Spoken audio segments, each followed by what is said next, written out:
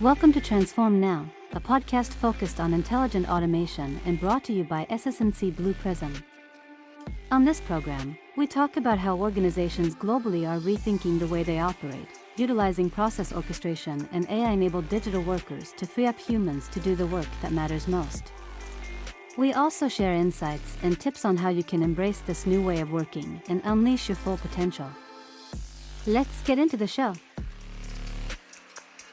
Hello everyone, Brad Hairston here. Welcome to Transform Now. My guest today is Dr. Mahi Rayasam, a partner at McKinsey who is based in Cincinnati, Ohio. Mahi has been on the podcast before to talk about AI in the healthcare industry, specifically the prior authorization process. Today, we're going to continue that conversation, but we're going to focus it more on the topic of healthcare payments. Mahi, welcome back. Why don't you tell our listeners a little bit more about yourself? Absolutely. Brad, thank you for having me back. And very excited to be back on the show after 2 years. A lot has happened in the last 2 years, so I'm looking forward to cover many of those things. Look, from my background, as Brad mentioned, Mahi Rayasam, partner in the healthcare practice, been at McKinsey for about 12 years, and I have built and lead our global service line on healthcare payments broadly, specifically focused on patient affordability, quality, and access in healthcare. Pre-McKinsey, I've spent a bunch of time in tech companies, including Microsoft, AMD, and before that, did a PhD in AI in days when we did not call AI or the AI. So very excited to be seeing about the development and application of artificial intelligence and its various forms into healthcare, and specifically for patient access and patient quality. Excellent. Well, it's great to have you back. And as you said, a lot has happened in the last 2 years since we had you on. It was just prior to this whole Gen AI disruption. And so I'd like to start there and just ask you, how has Gen AI impacted the healthcare industry as compared to the other industries? It certainly had very broad impact, but I'm wondering if you could just give us your perspective on that to begin. Absolutely, Brad. I think, if I look at applications and uses of artificial intelligence, and generative AI being a specific case of artificial intelligence in various sectors, I look at it broadly in a trimodal distribution. What I mean by that is, think of it as 3 peaks, right? The first peak is where the most applications are already being used and being accessible to, let's say, customers and different business processes, etc. In this bucket, I would broadly put e-commerce, retail, many of the consumer-facing technology applications that we all have been using. And I think that's the first peak, and that's where the most penetration has happened. The second peak, I would say, is places where there's a lot of interest, a lot of application, and there's a lot of pilot use cases being developed. But the penetration of those pilot use cases into actually changing the business processes has been a little bit slower than the first peak, right? And I would actually put healthcare in this bucket, in the second peak. The reason being, the awareness of AI and the awareness of uses of AI, Gen AI across healthcare is very high, right? Both from a payer standpoint, provider standpoint, life sciences, medical devices, and a lot of healthcare services and technology companies are aware of the utility and the use of AI and generative AI to both improve quality, access, affordability, cost, and reducing friction. So they're very well aware. Now the question comes to how much of that awareness has translated into pilots, and how many of those pilots have made it into the business processes, such that the end users, which is patients, providers, and many of the people who work in healthcare, such as myself, have experienced the impact of those innovations. And there, it has been slower than some of the other sectors like technology or e-commerce. I would say it syncs up really well with what we're seeing across our customer base. I think within the healthcare spectrum, the life sciences companies seem to be a little bit more leading the charge. But the healthcare providers and payers, we're certainly seeing a lot of our customers in those sectors that are, as you said, they're doing a lot of pilots, POCs, and starting to slowly get those into production. A good indication of that, Brad, is like if you look at the amount of venture capital money that has gone into each of these sectors you mentioned, right? Most of the venture capital money has gone into life sciences and application of AI and Gen AI in life sciences. The second, I would probably say on the provider side, specifically on the, like on the patient access side and then patient needs and like provider needs side. The last I would say is on the payer side in terms of like pure venture capital money. There are some examples like prior authorizations, which have seen a lot of interest, but that's an exception, not a rule when it comes to payers. Yeah. Okay, well, let's segue over into the payments topic. Now, in the healthcare industry, the term payment integrity comes up a lot. And I know at the end of last year, you co-authored a white paper on AI and payment integrity, the intersection of those two. For people not in the healthcare industry, can you just explain what that means, payment integrity?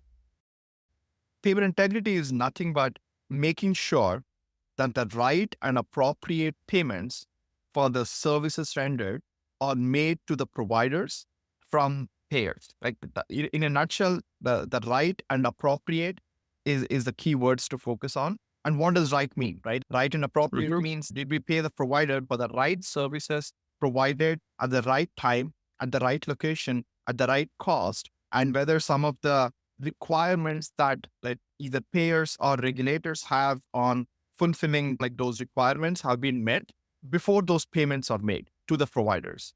So payment integrity is essentially a combination of various business processes, both from a payer standpoint and provider standpoint, that ensure that the correct payments are being made from different counterparties. Right. And clearly this is a huge area of opportunity in the Medicare and Medicaid sectors alone. More than 100 billion in improper payments were made in fiscal year 2023. That's according to the GAO. So let me ask you, is fixing this the top priority for both healthcare providers and payers? I mean, is it at the top of their list of strategic objectives? This has been one of the top objectives, not only for payers and providers, but also for many of the regulators, right? Because if you just look at the amount of public dollars that are going towards some of this fraud, waste, and abuse, like broad category of fraud, waste, and abuse, right? Which is what improper payments essentially means. It is one of the top high priorities. The reason is very simple, right? The reason is healthcare affordability is challenging. The healthcare inflation is higher than the general inflation. And third, you want to make sure that the patients are receiving the right care for the needs they have. And you want to make sure that that care is delivered at the right price at the right place. So it has a lot of patient access, patient quality, and patient outcome implications. So not just for the financial aspect of it, but also for the patient safety aspect of it, this is very important. And both providers and payers recognize that. Yeah, clearly where the payment process is broken, the patients ultimately lose out, right? Yes. I mean, that is correct. I think that's a great point you're making there. So let's talk about just how AI has transformed the landscape of payments in healthcare so far. I mean, we talked about Gen AI and how it's had a huge impact, but AI in general has such a transformative, capability. So talk about where you've seen the most impact, and love to hear some examples of clients and such that you're working with around this topic. That would be really great. For sure. I would not use the word transformation yet on the utility and the use and the impact of AI and Gen AI on the payment processes overall. However, I do see like some lighthouses happening both on the provider side as well as the payer side, right? Now, those are specific use cases that have been stood up either by startup or venture funded companies that have really gone double down on some of the specific use cases. Or this could be an example of where providers and payers have done a leap of faith and have either built those like POCs or lighthouses within their organizations with the help of like external collaborators and partners, etc. Right? So I'll specifically talk about probably two use cases, one for payer and one for provider. And I must say that the progress and the improvement in business processes that AI and Gen AI have been able to make, specifically focused on payments, is more on the provider side than it has been on the payer side, right? Okay. And within the provider, let me focus on the RCM function, the revenue cycle management function. And within that, what providers are trying to do is they want to improve the efficiency and effectiveness of translating an encounter. Like when a patient comes in and patient has a visit with their physician, the specialist, they're having in-house visit or whatnot, right? You want to translate that encounter into a claim, which can then be sent to the payer for appropriate reimbursement, right? Now, in the past, a lot of that effort was manual. And so there used to be dedicated medical coders who looked at the physician's notes and then translated those physician notes into CPT and DRG codes and other modifiers, etc., such that the encounter is translated into a claim. Now, the utility of AI and Gen AI is very high here because physician notes, if you think about it, right, notes are nothing but spoken language. Now, there are several applications out there and several companies or products out there where they're able to like transcribe what the physician is talking with the patient directly into notes. I think that's like first piece of the business process. The second piece of the business process is this is where LLMs come in, right? Where LLMs can actually synthesize and translate what has been said by the physician into appropriate codes, right? For instance, let's say if the physician says we need an endoscopy, then like the LLM is able to translate that endoscopy into a CPT code that can then be like transcribed onto the claim. I think that's the second piece of the business process that I've seen a lot of impact in. And last is third piece of impact is where AI overall is able to look at a particular patient history, the claim, the encounter they've had, and then see whether there's been any miscoding or upcoding, or has there been any codes that have been missed, or have there been any codes that have been upcoded, right? Both from a underpayment standpoint as well as overpayment standpoint. So it's able to analyze a lot of these details before the claim is finalized and sent to the payer, right? Now, what are the advantages of doing all of this? There are probably threefold advantages, right? One is it reduces the friction that providers and medical coders have while translating a lot of this information onto a claim. So it improves the quality of their work, quality of their experience, etc. I think that's one definite advantage. The second advantage is operational effectiveness and efficiency. So whatever used to take like half an hour could be done in, let's say, 5 minutes with the help of all these tools. I think that's the second operational efficiency point. And third point is it reduces rework because you're able to like send the right claim with the right details with appropriate amount of evidence to the payers, such that the payers can adjudicate the claim pretty quickly. So the entire RCM process is being improved/transformed based on the three steps that I mentioned. I think that there are a lot of providers and a lot of venture funded companies have made a lot of impact. On the payer side, you're getting the claim. Now you're getting the claim from the provider, which is much more comprehensive, much more thought out, probably has all the right information in the first time it is submitted, etc. Right? Now, payers have also been investing into if the claim is right.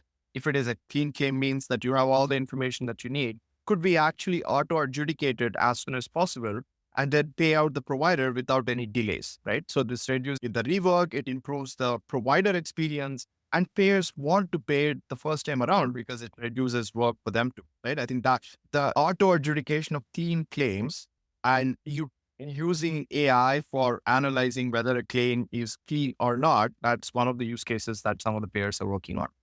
There's a last piece that payers are working on, which is you also want to make sure that you are paying the appropriate claims at the appropriate amount. So there's a lot of anomaly detection tools that are being developed, both by venture funded companies as well as within payers, where you want to look at a vast number of claims and try to find that needle in a haystack, right? And as we know, AI is really good at finding patterns, right? Patterns and needle in the haystack. So there are use cases being developed for addressing fraud, waste, and abuse by analyzing lots of claims and then really finding the claim with a low false positive rate. Because in the past, even when AI was used on the payer side, the false positive rate was very high, which basically meant that the provider experience is going to be bad, right? Because you don't want to actually hurt, like in appropriate payment or the appropriate provider. You only want to go after ones that are not appropriate. So the reduction of false positives is also something that has been an improvement.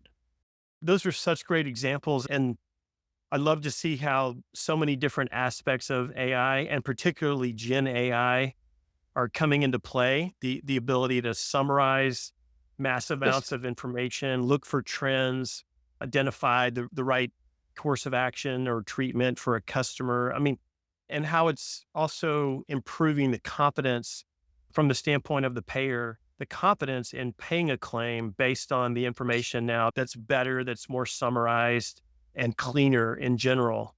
I want to ask you about the transparency of data and data sharing between the payers and providers. Is that something that has been a big part of the problem in the payments space? Absolutely. I think like transparency of data has been a challenge in healthcare for a very long time, right? For a variety of reasons. Not all of it is intentional, mainly because payers and providers want to collaborate, at least on areas where, there's a clear means of resolving something. In those cases, more information helps. So that has been on top of mind for both payers, providers, and regulators for a long time. Now, what has challenged it so far is the lack of interconnectedness between various systems, right? Like lack of wide standards, for instance, in the past. That was, one reason. The second reason was there's not enough price transparency in the system, which was the whole price transparency regulation that was passed a few years ago that has helped with that. So that's the second piece. Now, has AI been able to help it? I would twist it around and say that AI is able to benefit with the increased transparency that is coming into the system, right? And because of the interoperability standards that have been established in healthcare, or because of some of the FHIR standards that we talked about, or because of the price transparency that the regulation that was introduced, AI has been a benefactor of that, because AI is useless if you don't have the right data, right? AI is built on Right. right data and high quality data. And transparency is helping AI in getting that high quality data such that the AI then becomes improved, right? Because otherwise it's garbage in, garbage out. And so I would actually argue that there's been a benefactor for the penetration of AI and generative AI. Has the way that the providers in particular have embraced AI, has that encouraged payers to want to have more transparency and more data sharing, you think? Absolutely. I think the need for transparency from the providers has always been very high for the payers, right? Because take a simple example. If there is a high dollar claim, like let's say a claim costs $50,000, a payer would want to see the medical records of the patient before adjudicating that claim. And transmission of those medical records in the past has been challenging, right? Like in 10 years ago, it used to be faxes. Like you used to get like 50-page fax documents that payers would then have to dedicate a nurse or an MD to go through for an entire day. I think that has improved, right? And now you're able to get electronic health records, and there are a lot of intermediaries who can transmit the electronic health records from a particular provider. I think that has really improved. And second is, when you're getting this vast amount of information from the providers, payers would want to synthesize that information such that nurses and MDs who are reviewing that particular claim or particular records are able to use their time in a more effective manner. And here, LLMs have really benefited the payers, where, as you mentioned earlier, they can synthesize a lot of spoken text and written text into synthesized information, and can also potentially answer questions and can be your co-pilot, right? As you're analyzing these records. So in that way, I think payers have been hungry for that information and have been developing applications to make use of the data as they're getting more and more of it from providers. So Mahi, aside from having the right data, what other challenges are healthcare organizations facing in using AI to improve payment processing? I would probably highlight 3 challenges. But like first challenge I would say is many of the both provider and payer organizations have been stretched over the since COVID, right? Like because of the ups and downs in the industry, etc. So the first challenge is a financial viability of a particular solution and a particular pilot or proof of concept or lighthouse case that I want to build, right? Like, so payers and providers have been challenged on which are the use cases that we should actually prioritize such that I get the highest ROI, given the limited amount of dollars that I have and given the spike in utilization and the costs of labor that have gone up across the industry. I think that prioritization and having an end in sight for investments, I think that first challenge. The second challenge is actually being able to find the right talent that is well versed in both healthcare data and healthcare analytics, as well as like has deep knowledge of some of the technologies that are being developed on, let's say Silicon Valley and other places, right? Like, so having the talent that can speak both the languages has been hard, right? And the third is, I would say probably the most significant of all is even when you have a proof of concept, or even when you have a pilot and suppose that you figured out the ROI, you figured out like the talent, etc. Penetration of that pilot and rollout of that pilot into the workflows and changing the workflows, the change management aspect of it has probably been the most challenging.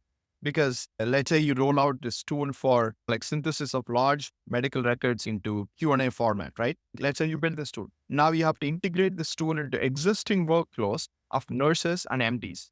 And the existing workflows are built on legacy technologies and legacy software applications. And you need to figure out an API to connect them into the workflow.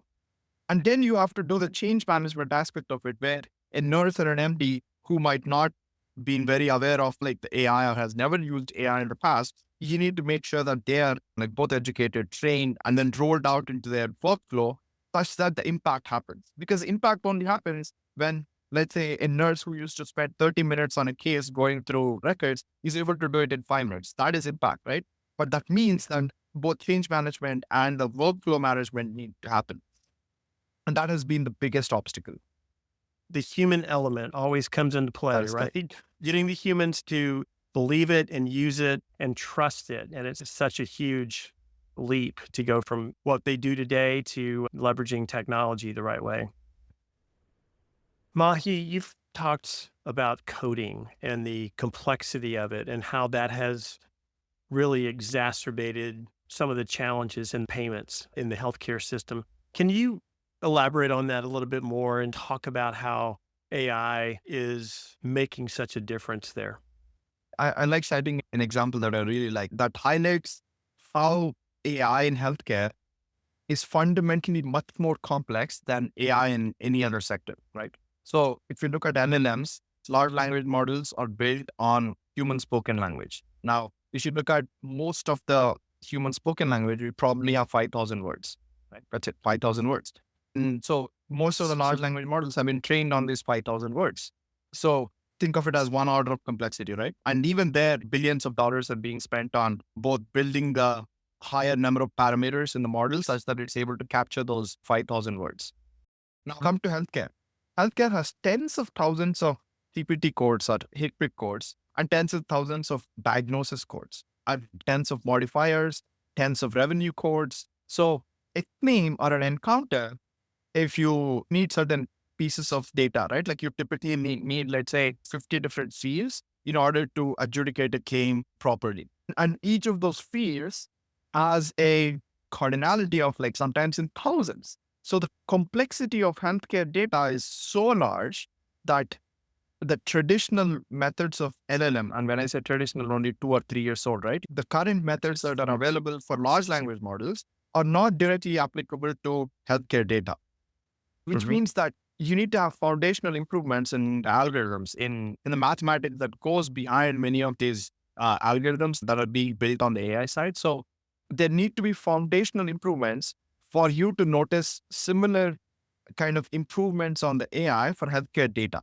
Now, like there are other places where AI and LLMs have had impact, which is, for instance, usage of human text in healthcare, and their LLM has been successful because human text is human text, whether it's in healthcare context or whether retail context, doesn't matter, right? But when it comes to healthcare coding, the complexity of the coding makes it very hard for existing methods to have a huge impact.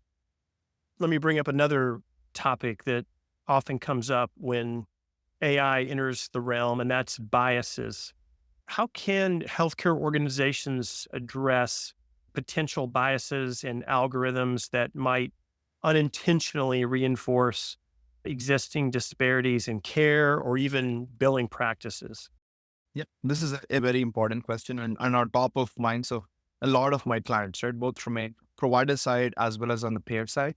Now, I would probably bucket it into 2 different categories, right? The first category is where the patient access and patient experience and the care that they're receiving would be impacted. So these are places where either clinical decision making or clinical recommendations are happening, and there the biases become disproportionately more important because you don't want to, let's say, prescribe the wrong medication or prescribe or deny care for a patient just because your algorithm has been trained on particular kind of data, right? So the biases there become very important. Just to give you a classic example, right? I am taking my example, Mahi as an example. Mahi has a BMI of 23, he's a vegetarian and has like, good health overall, but my cholesterol is off. I mean, that's because of the genetic factors. And that's because I'm a South Asian and like there are certain things that South Asians have higher propensity to. Right? So if your data is underrepresenting South Asians, then I would never come across as somebody who would need, let's say, a Lipitor. So the data in this clinical decision making is very important. And the ability for us to gather the right data and make sure that you're testing for edge cases, because in healthcare, there's always going to be an edge case. And how do you test for those edge cases becomes really important in clinical decision making. I think that's the first category. The second category is where the biases exist, but are not existential threats. Let's say a payment was wrongly made or a claim was wrongly denied. The probability of that happening, even if it is, let's say, 2 or 3%, you can always, there's a process to account for that in the sense it's not irreversible. If the provider believes that the claim has been denied, they can appeal it, right? Yes, from both sides, it incurs some administrative cost, but it is not an existential threat. In those cases, I would say biases, yes, they're important, but they would be improved over time. And there you have the flexibility of taking the leap forward and then testing some innovative methods such that the process is improved in the longer run. Whereas on the first bucket, you really need to make sure that the biases don't exist or minimized to such small numbers that you're comfortable rolling it out for a large population without adverse impact. We've talked about so many advancements in AI and the impacts to the healthcare payments process. Do you think we're edging closer and closer to real-time claims processing? Is that truly a possibility?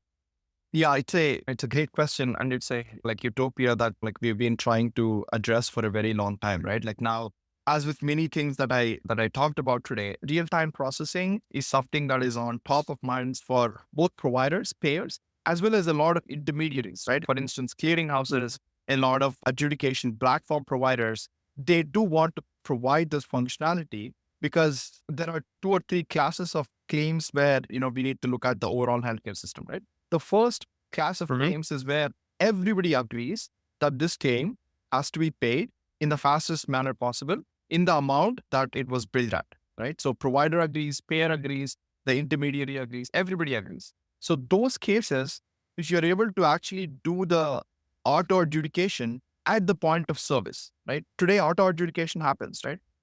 But it happens on the payer side.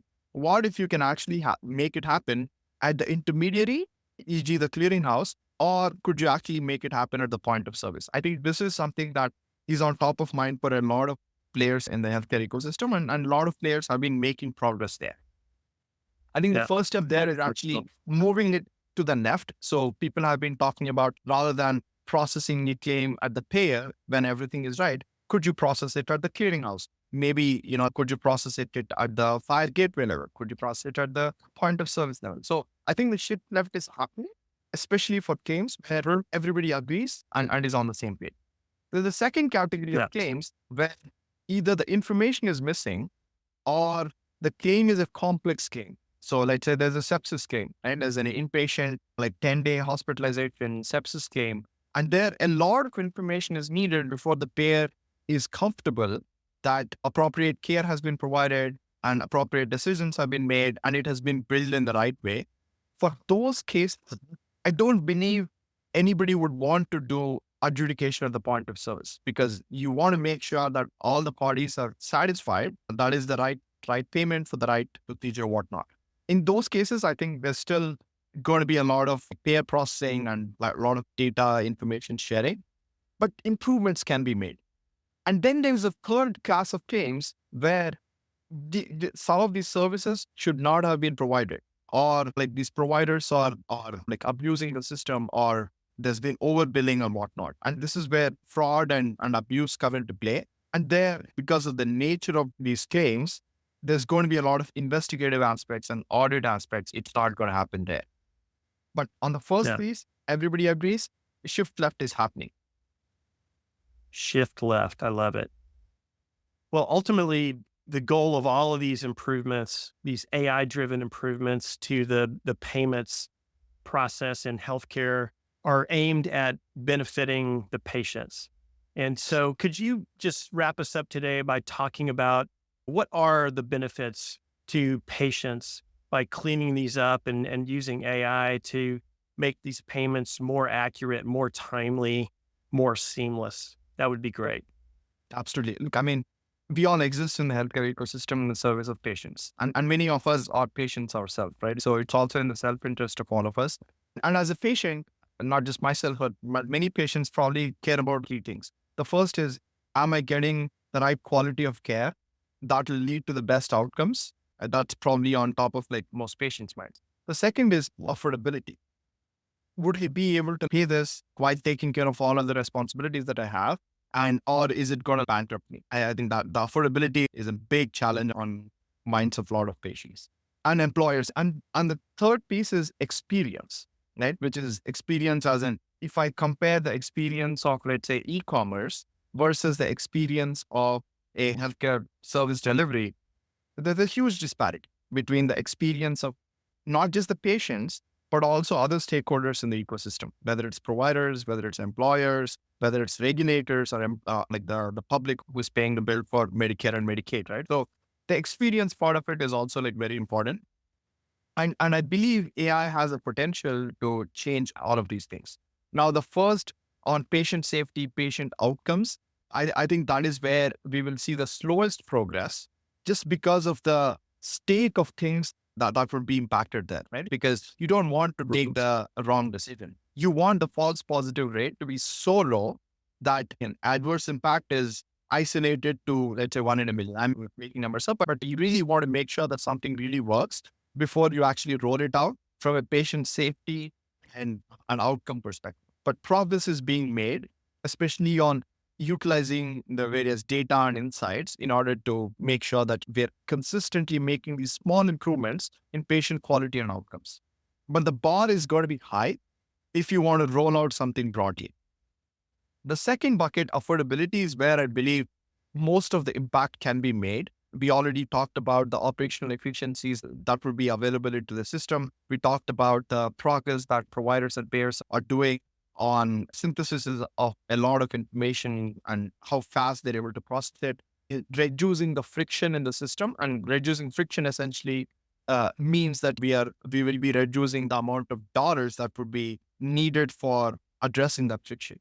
And finally, you also want to minimize the wrong and misappropriate or inappropriate payments that are being made. So fraud, waste, and abuse potentially will also go down and would help with affordability. And that there's a lot of use cases progress that is being made in the middle bucket, which is where you would see a lot of impact. But unfortunately, most patients and most employers may not attribute it to AI and generative AI because of the overall inflation is so high. The AI and Gen AI are able to bend the trend, but because of the inflation is so high, the noticeable impact is going to take some time. The last bucket on experience is where I think patients would readily see and feel the impact of it. But how long it's going to take for us to get to that point is debatable. Now, there are a lot of consumer-facing applications that have come up that use AI in the background, right? For instance, I use a health tracking ring, right? Health tracking ring that tracks a lot of my movement, my sleep patterns, whatnot. And the utility on the user AI on that application has been enormous. And I'm seeing an impact of that on my experience, on my quality of life, etc. Right? So in those cases, the patients would see the impact. Now, they'll really feel the difference in the next few years when making appointments may become easier. Finding slots with their PCPs become easier, right? The payments that are being made instantaneously using different modalities that they're used to in consumer payments. I mean, as they roll up, they'll see the difference there. And they'll also see the difference when, like you're able to ask, let's say, a chatbot on explanation of benefits to me, right? Like explanation of benefits sounds like what it's written as, but it's rarely easy to follow, right? So in future, like patients would be able to like really understand, did I get the right care? Did I pay rightly, et cetera, et cetera. So I think across all three buckets of outcomes, affordability, and experience, we're making progress, but which ones you will notice first will be different. Mahi, you are a wealth of information on this topic. It's great to have you on. Thanks for rejoining the podcast to talk about where AI is making progress and then what will happen here in the years to come. We're in really exciting times for sure. So thank you for being here again. I really appreciate it, and I wish you the best. Thank you, Brad. Thank you for listening to Transform Now, the podcast from SS&C Blue Prism. You can find all of our episodes on your favorite podcast channel, as well as YouTube. To stay on top of the hottest topics in the world of intelligent automation, subscribe now. The future of work is here.